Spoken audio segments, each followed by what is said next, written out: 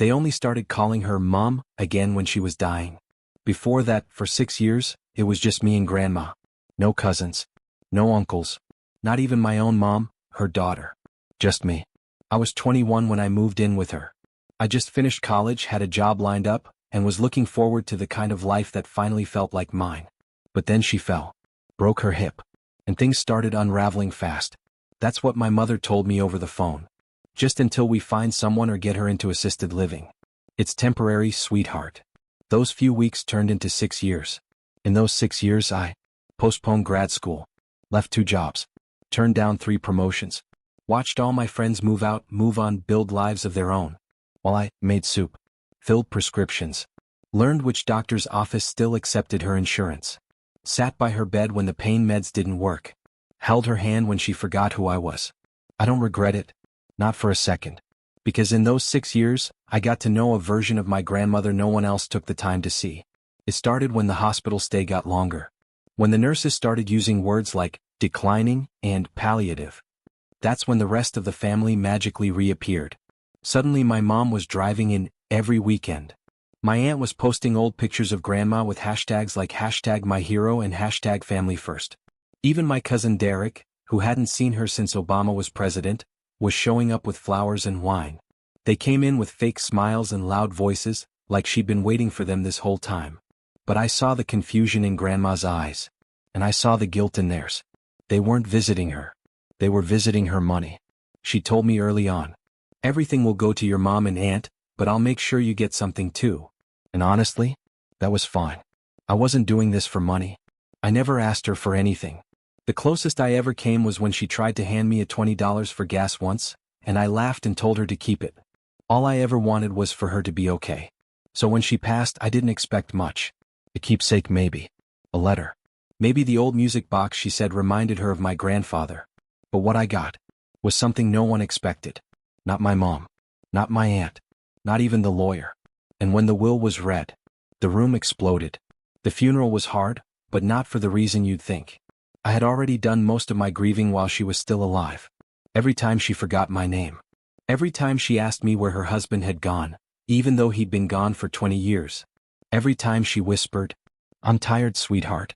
I think I'm almost done." So no, the funeral wasn't hard because I missed her. I already did. It was hard because I had to sit in the front row with people who hadn't earned that seat. My mom cried loudest. My aunt gave a speech. My cousin Derek kept telling people, she always said I was her favorite. I stood quietly, hands folded, watching them all perform their grief like it was theater.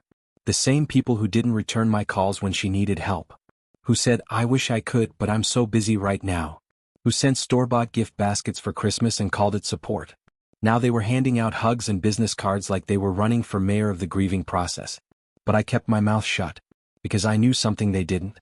Simple, formal, straight to the point. "We'll be reading the will next Tuesday. Immediate family only. Please be on time." We all arrived at the same law office, wearing the same uncomfortable clothes from the funeral, like this was just another formality. The lawyer, a quiet woman named Rena who looked like she'd seen 1,000 families like ours, went through the basics. Assets, the house, the savings, the insurance.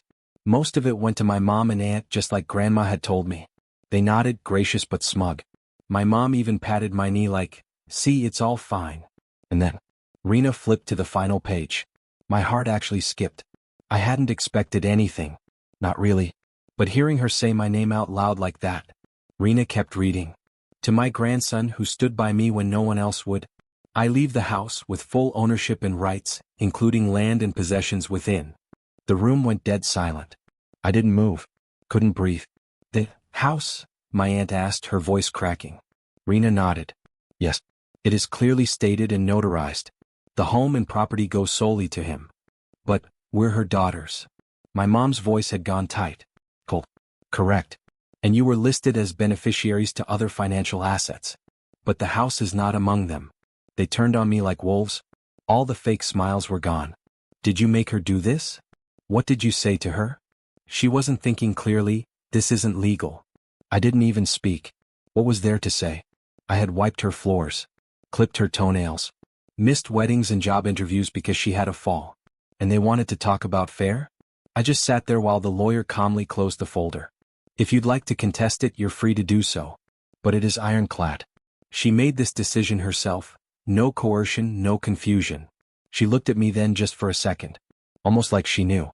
Like she'd read the whole story between the lines. My mom called after me. You're really going to take the house? You think you deserve it more than us? And maybe the old me would have said no. Would have apologized. Offered to split it. Offered to make it fair. But not this time. Because this wasn't about money. It wasn't about property. It was about being seen. And for once, finally, I was. They say grief doesn't hit all at once. They're right. For me, it came in pieces, like a slow leak from a wound you didn't know was there. And oddly enough, it wasn't the funeral that broke me. Or the will reading. It was walking into her house the next morning, and realizing it was mine. Not legally. Not on paper. Emotionally. Because for 6 years I had tiptoed around this place like a guest. Now, I held the keys. And suddenly, everything inside felt heavier. More alive. More final. The cardigan draped over her favorite chair. Half a crossword puzzle on the end table, pen still tucked in the folds. The plastic pill organizer on the kitchen counter, one compartment still full from the week she passed. Her slippers. Her scent. The hum of that old, overworked refrigerator she never replaced because it still works, doesn't it? I dropped my bag inside the door and just stood there for 10 minutes, not touching a thing. Because touching anything meant admitting she was gone. By noon, my phone had already lit up a dozen times. Mom. Aunt Linda. Cousin Derek. Voicemails full of concern, confusion, and very thinly disguised rage. She must have been confused. That house was meant for all of us. I know you helped her, but that doesn't mean you deserve everything. You're really okay with splitting the family over this? They called it splitting the family. As if they hadn't been absent until it was convenient.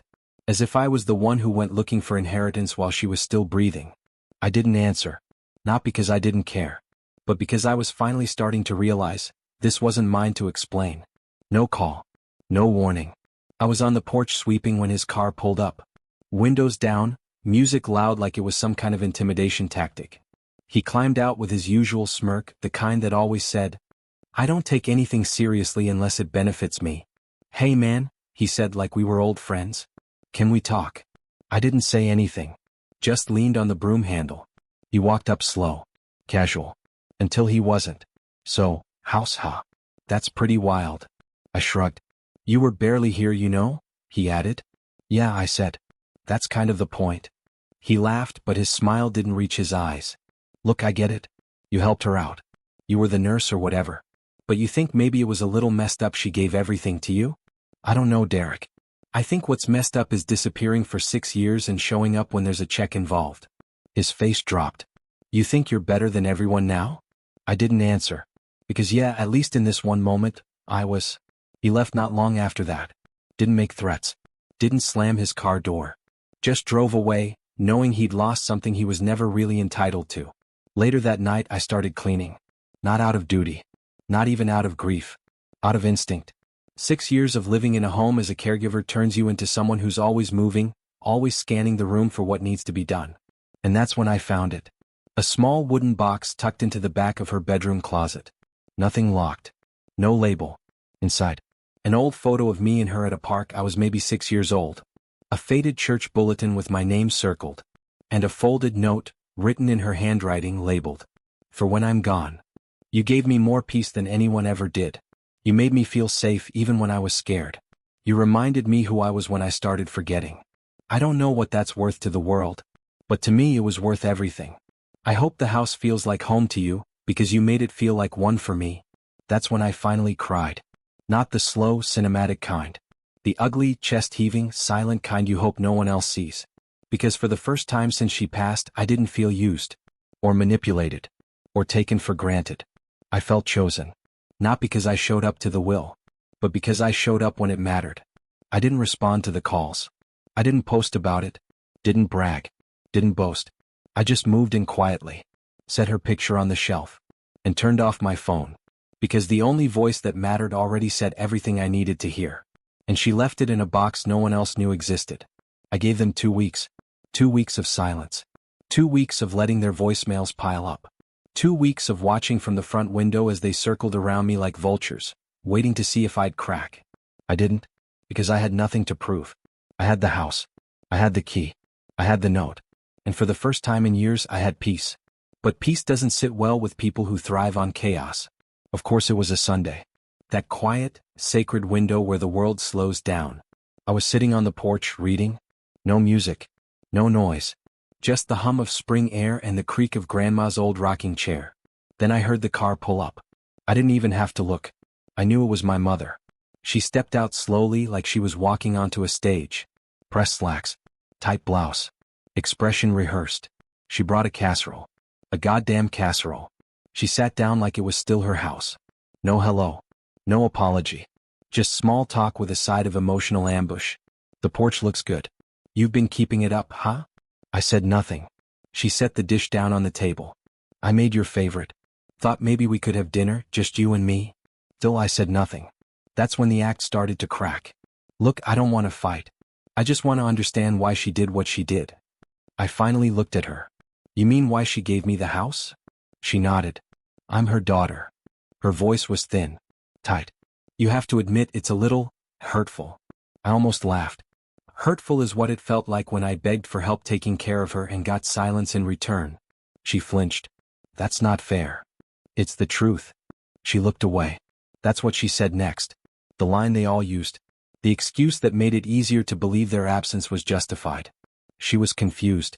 She probably didn't realize what she was signing. If we'd known. You'd what? She stopped. You'd have shown up?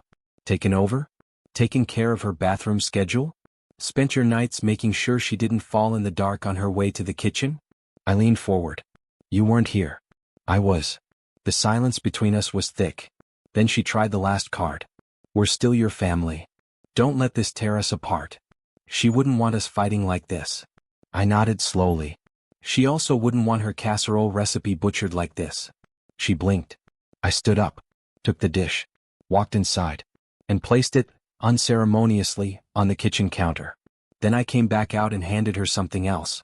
A copy of the note. She read it once, then again. Each line hitting like a weight she couldn't lift. When she got to the end, I hope the house feels like home to you, because you made it feel like one for me. She folded the paper and placed it gently in her lap. Her hands were trembling. She didn't speak for a long time. Finally she said, I didn't know she wrote this. I shrugged. She didn't write it for you. Before she left I said one more thing. Not out of guilt. Not out of pity. But because I knew who I was now. You can visit. The door's not locked to you. But this isn't your house anymore. And it never really was. She nodded. Slowly. For the first time she didn't argue. Then she got in her car and drove away. And I watched her go. Not with anger. Not with regret. But with the quiet understanding that some people only come back when it's too late. Over the next few weeks I went through the house room by room. Cleaned. Sorted. Donated. Tore down the clutter of 100 years of family history built on silence, sacrifice, and pretend closeness. But I didn't sell it. Everyone assumed I would. That I'd take the money and run. But I didn't want the money. I wanted the root. The ground. The space. The proof that my love wasn't invisible. So I stayed. I turned the guest room into a small library. Planted herbs in the backyard. Kept the old rocking chair on the porch. And every morning I made coffee in the same chipped mug she used. She left me peace. She left me permission to stop carrying everyone. She left me the quiet power of being seen without having to beg for it. They lost a will. I gained a home. And in the end, that was the better inheritance.